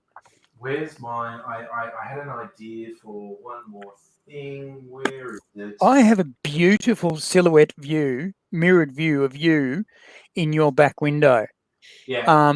And you're poking your love trumpet at me, and that's what I do. Just reminds me of the old days, dude. Reminds me of the old days. All right, so let me. Oh, and I'm supposed to put some Peychaud's bitters in too, which I have right here.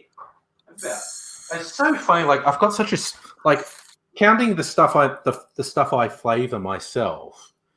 I've got about 50 different beverages, which outside of a bar is a pretty stupid amount of stuff to have, really. But as long as you've got it, you've got it. And it's better to have it and not need it than to need it and not have it. Yeah. I remember having a conversation with someone that said, I went to this bar and it's a bit wanky. They had 6 different sorts of bitters. And I went, I've got 8 sorts of bitters at home. Then don't worry about that. The coin toss in this thing, Drinks of the Gods. What does he say about it? Because it's got some chartreuse in it. Anyway, the default recipe is 2 ounces of rum, 3/4 of an ounce of vermouth, and I used my yummy Australian vermouth in there. Chartreuse. Now, Benedictine, which I don't actually have, but Benedictine's a herby honey thing. So I kind of cheated and used some Armagnac and what's it called? The pimento dram, which is an allspice liqueur.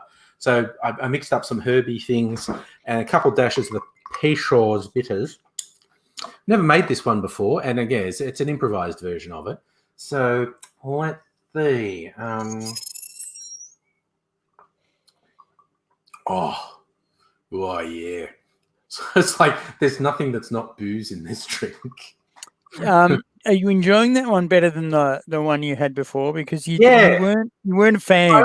I wasn't really sold on the other one. It was a bit more palatable with just a little bit of sweetener in it. But that's also a kind of wussy thing to do, to go, I need to sweeten this cocktail. But yeah, no, the last one didn't really grab. Like on Tuesday, I made that one called a Bombay cocktail. That fucking ruled. That was such a good cocktail. And it wasn't a sweet one.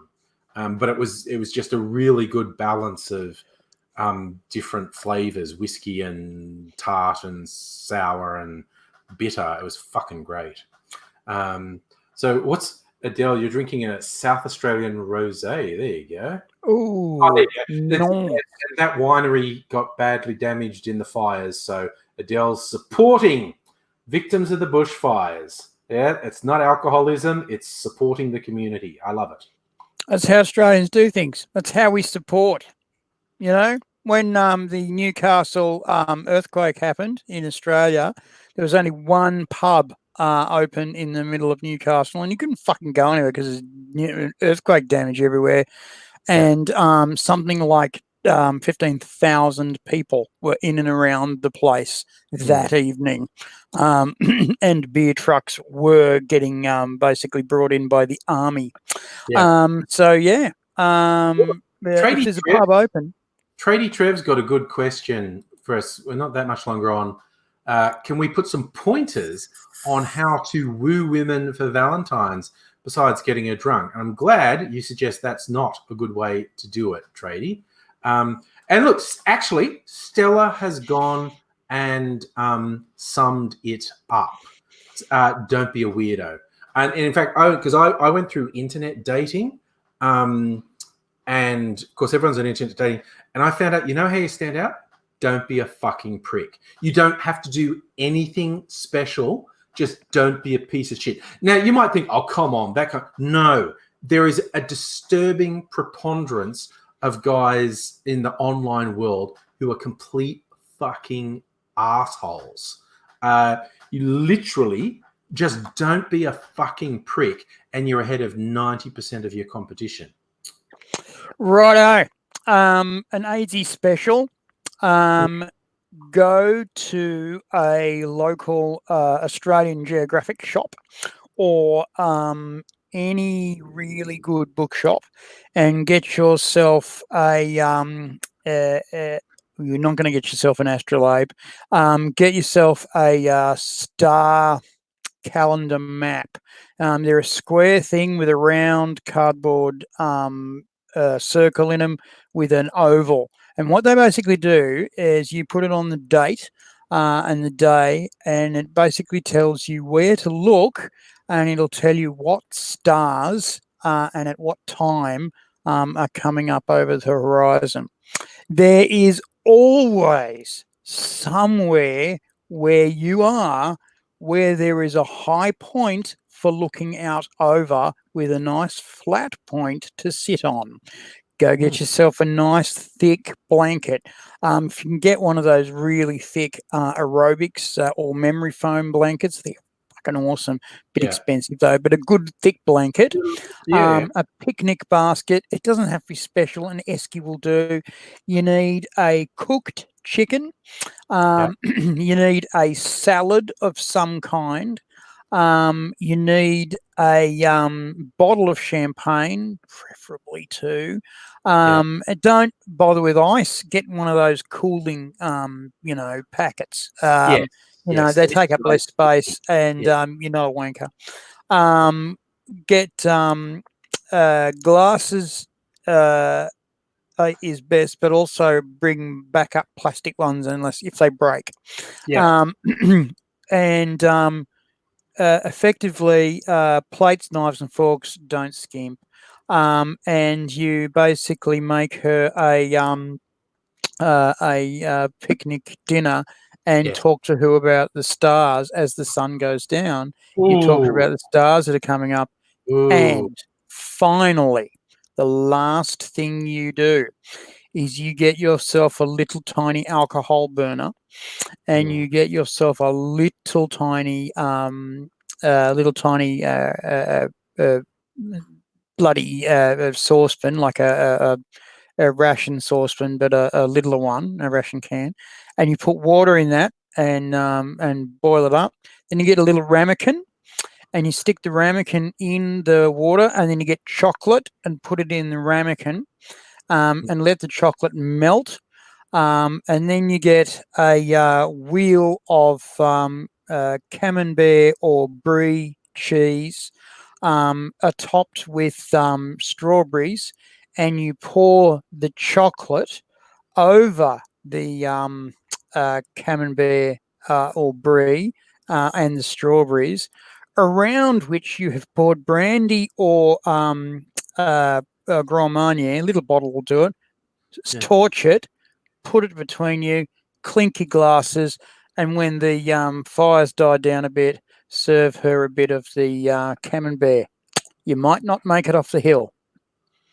Okay. Adele thinks that sounds like an axe murderer plan. Oh, But really? well, Adele's in Adelaide, man. It's like city of churches and axe Oh, murderers. yeah, no, not Adelaide. No, you don't go outside in Adelaide. No, Adele. Okay, No, still, good I call. was going to say, it sounds like AIDS's trying to get into my pants because that was a fucking great date idea. That was, but to do a picnic date. Well, I can also give you the dessert that gets men or women into bed every time. Again, yeah. it's just a camembert. Although I think Tradie Trev's question might have been, how do you get to the point where you can get someone to go on the date? That was in my mind, because I don't live in Adelaide. That's an absolutely killer in a good way date. That was fucking great. And then even that little cheating thing of doing the star chart thing and just going, oh, you noticed that? Oh, dude, that was killer. That was A+ material. That's bringing out the big guns there. Basically, I've spent my life either being a comedian, which you've got to fucking bring your A game, or being broke. And so you still want to put parts of you in parts of other people. So if you want to go on a date and you're broke, you've got to bring imagination. And that is the thing that will get you on any date, anytime, anywhere, is if you bring imagination. Imagination is, and this is very, very technical, but you will get it. Imagination is a shared new experience. Yes. Imagination is something that I have shared with you, and we both together make a new thing. That's imagination. I can make the most amazing story in the world with a great imagination, but unless I tell it, it's not anything. So you want to get a date, find yourself a date recipient, and you make imagination happen between you. You listen to everything they say and be interested in everything they say. And from something they say, you start to weave an idea like toffee on a hook. You start to weave it up and up and up until it changes shape and color. And when they start to get excited about the imagination that you are making together and the connections there, starts throwing ideas out, starts sucking them in, starts throwing them out. Because she's got ideas too. She wants to make this an amazing time too. Well, bring her ideas in. If they're too expensive for you, say, oh, I can't budget for that, but I can go to there. We could do that. Don't lie. Be real and build it together. That's how you get your date. I swear, that's how you get. I'm willing to bet if you were like doing internet dating and you put that in your profile, that what I'd like to do is set up like this, blah, blah, blah, blah, blah, and then talk about the stars as they come out, fuck me, male or female, straight or queer, they're on the hook. They are going to be on the hook. Right. It's a good date, isn't it? They will assume you're a serial killer who's going to murder them. But that's just an occupational hazard of dating in Adelaide. In Adelaide. Yeah. Yeah. I appreciate that. Adele.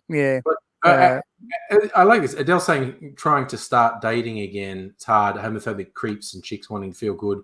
They're not actually queer. I tell you what. Look, Adele. Next time you're in Melbourne, we'll wingman you. We will. No shit. We are surprisingly good at it. Oh, I didn't like the way my eyes looked when I said that. I'm surprisingly a good wingman. Yeah, it's not a good look. Yeah. My friend. Give me the left wing. I got him, boss. I've got him. Get off my gold 6. Well, yeah, we're totally wingman you, but also too. Go on. I went out with Mrs. Angry last Saturday night. It was our fortnightly date night.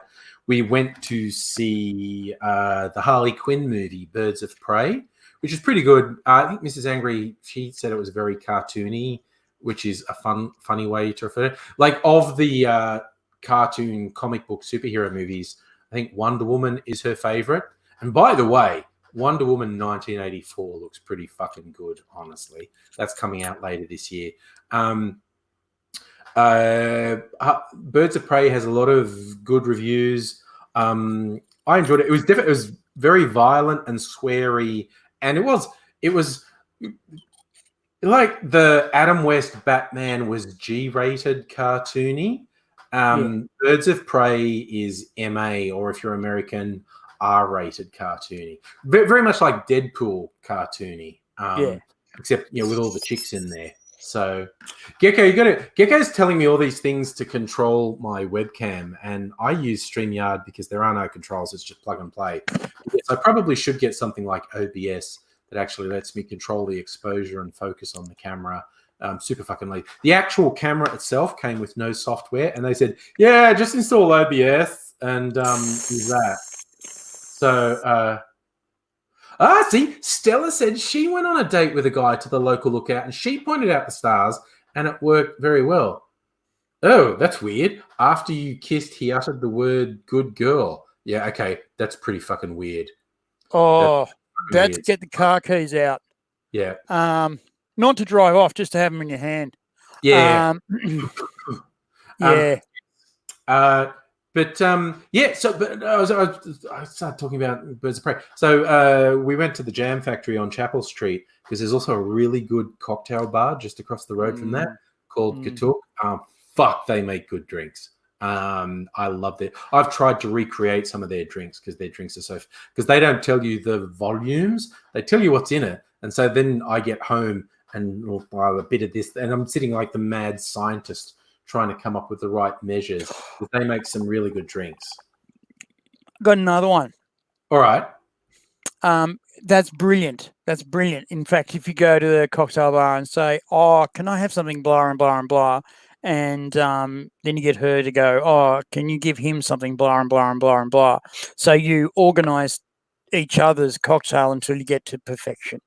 But the other thing you can do is you can go to an izakaya, which is a Japanese bar. It's a hole-in-the-wall bar. It's traditionally really small, single row of seating. But, in Australia, there's usually a bit more seating.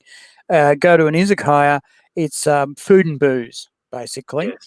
And what you do is you get him/her, and you go, this is the foods that I'm allergic to.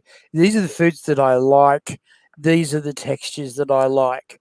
Could you build me a soba or a ramen or a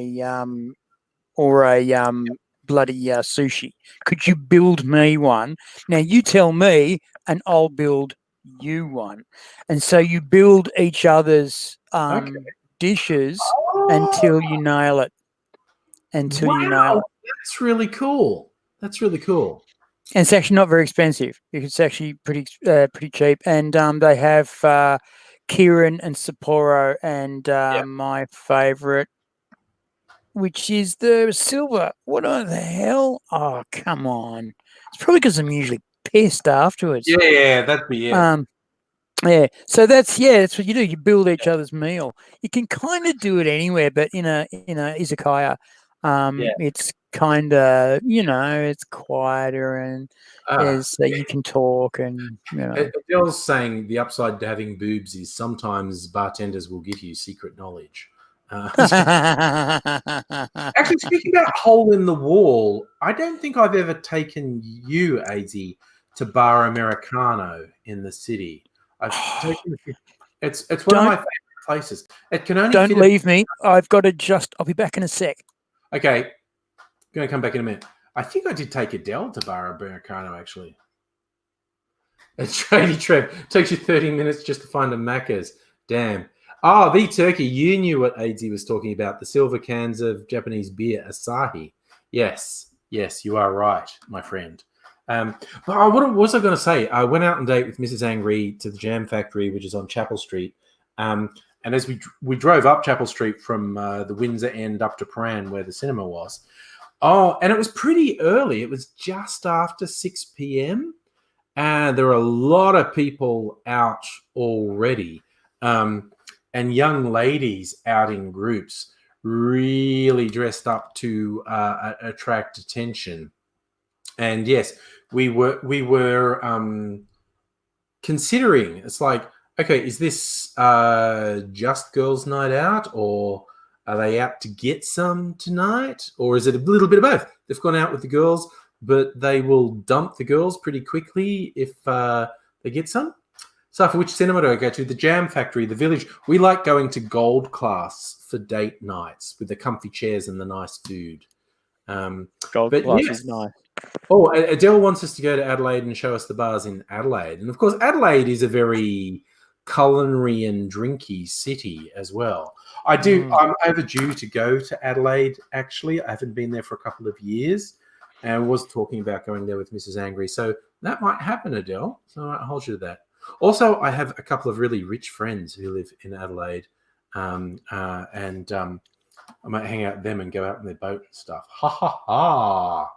Yes, was I saying, Adele? Well, see, it was groups. It was groups of 4 to 8. And were they with their literal girlfriends, or was it just girls' night? Were they after a girl or a boy, or was it? Yeah, was it just? It was a very interesting thing to muse on when you see these groups of young ladies all dressed up and everything on display, as it were. It's like, are they just doing it for themselves? Is it because they're friends and they want to have a big girls' night? Are they trying to attract a partner? It's fun to amuse on, and I'm so glad I'm not fucking in that. I'm about to have 15th anniversary with Mrs. Angry. So my fucking God. Yes. I fucking met. Oh, you guys hadn't been together 18 months when I met. Slightly longer, because if I go by Facebook updates, we were just starting to get serious into creating stuff together 9 years ago. So we reconnected 10 years. 11 years ago. And yeah, so I'd actually been with Mrs. Angry a couple of years. Because again, people occasionally ask, where we knew each other. Well, we did go to uni together. My first year was AG's last year, and then we didn't see each other for a decade or more after we finished uni. But AZ was directing shows in the Comedy Festival, and I was watching shows in the Comedy Festival.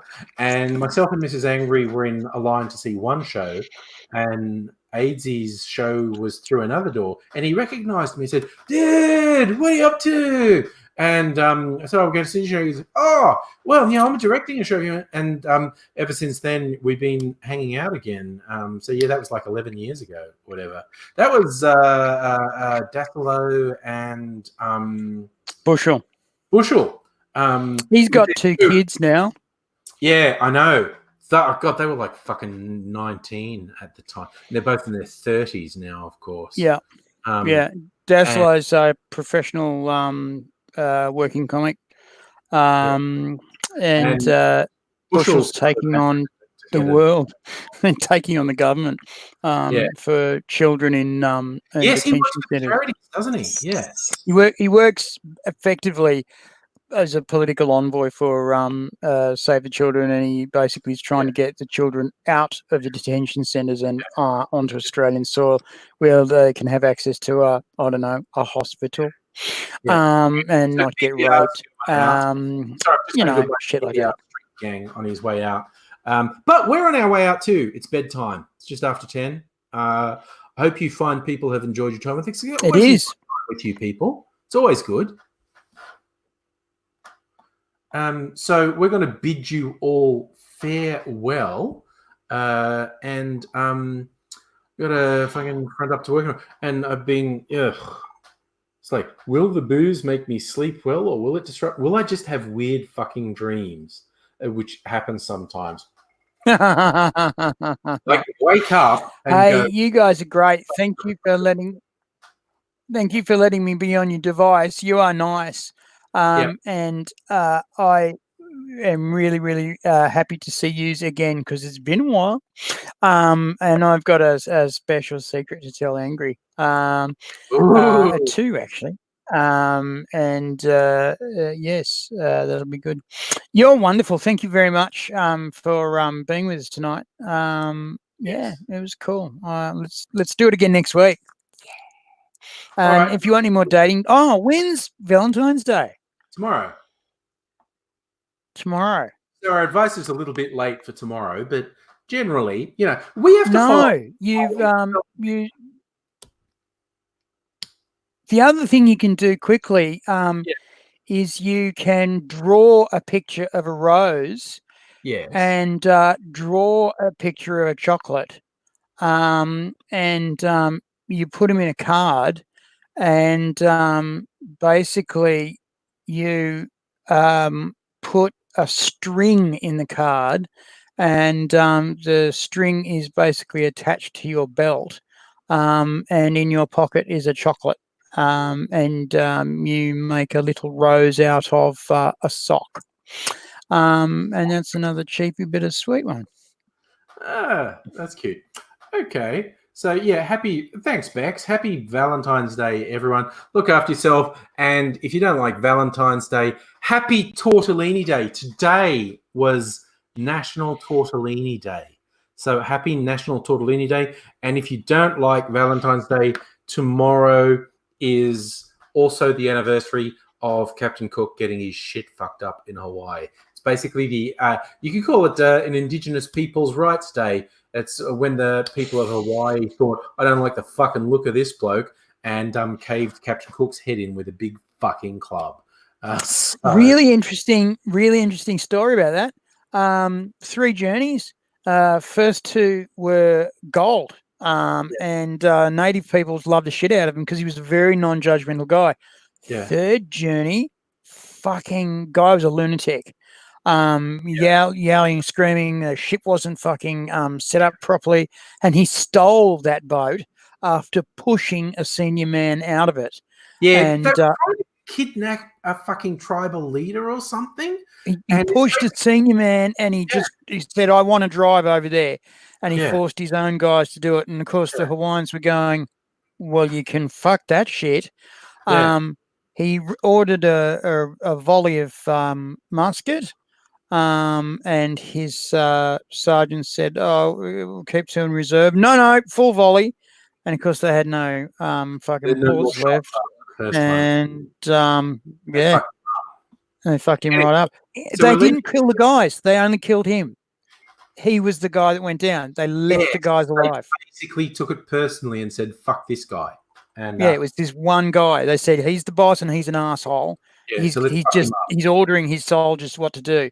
Now, you guys, you can come back to the village. You're all prisoners, and you can shut the fuck up. And we will do that, sir. So interesting.